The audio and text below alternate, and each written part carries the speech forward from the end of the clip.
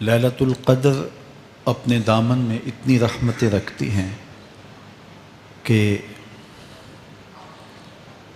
اس امت کے سارے گناہ گاروں کی بخشش کے لیے کافی ہے۔ اس رات میں روح الامی اترتے ہیں فرشتوں کے جلو میں، جھرمٹ میں، اور اہل ایمان جو قیام میں ہوتے ہیں، قعود میں ہوتے ہیں، ذکر الہی میں ہوتے ہیں، ان سے مصافحہ کرتے ہیں۔ یہ رات کون سی ہے؟ ترکی خیمے میں چٹائی ایک سمت کر کے سر انور حضور نے باہر نکالا اور فرمایا کہ لیلۃ القدر کو آخری عشرے میں تلاش کرو۔ اور ایک روایت کے لفظ یہ ہیں کہ آخری عشرے کی تاک راتوں میں تلاش کرو۔ وہ تاک رات کون سی ہے؟ اس کو مخفی رکھا گیا۔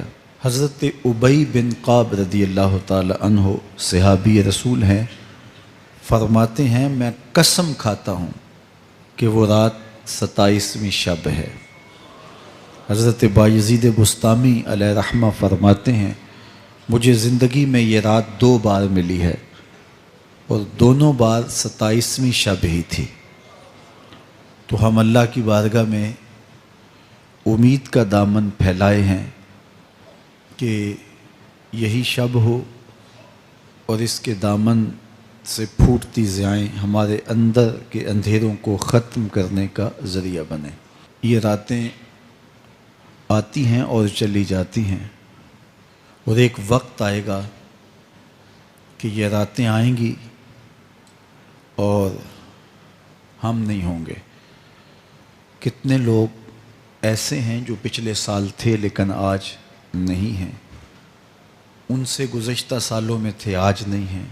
تو یہ جو میسر راتیں ہیں ان کے دامن سے پھوٹتی ضیائیں ہمیں اپنے اندر سمو لینی چاہیے کہ ہم دنیا پہ نہ بھی ہوں گے تو یہاں سے جو ہم نے نور لیا ہوگا وہ قبر میں بھی چراغاں کرے۔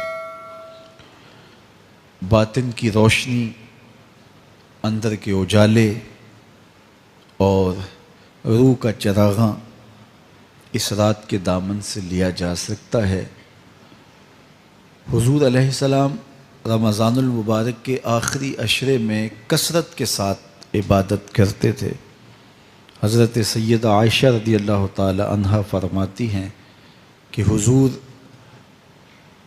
کمر بستہ ہو جاتے اور اپنا تہ بند کس کے باندھ لیتے، خود بھی جاگتے اور اہل خانہ کو بھی بیدار رکھتے۔ یہ ایک رات 1000 مہینے کی عبادتوں سے افضل، بہتر اور بھاری ہے۔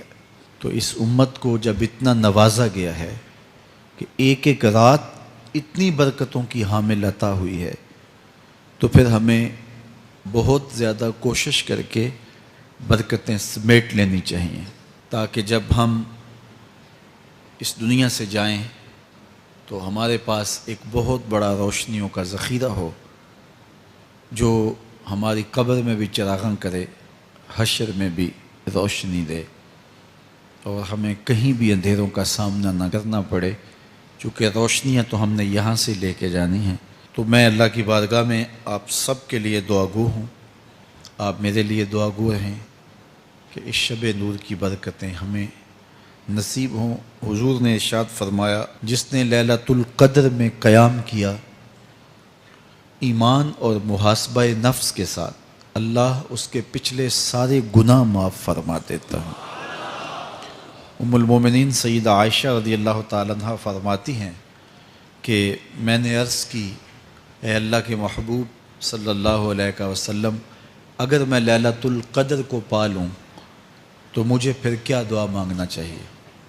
تو حضور نے ارشاد فرمایا اگر تم لیلۃ القدر پا لو تو یہ دعا مانگو، اللہم انک عفو تحب العفو فاعف عنی، اے اللہ تو معاف کرنے والا ہے، معاف کرنے کو پسند کرتا ہے، میرے معاملات سے درگزر فرما۔ تو اللہ تعالیٰ اس رات کی برکتوں سے ہمیں اپنی پناہ میں، امان میں، حفاظتوں کے حساب میں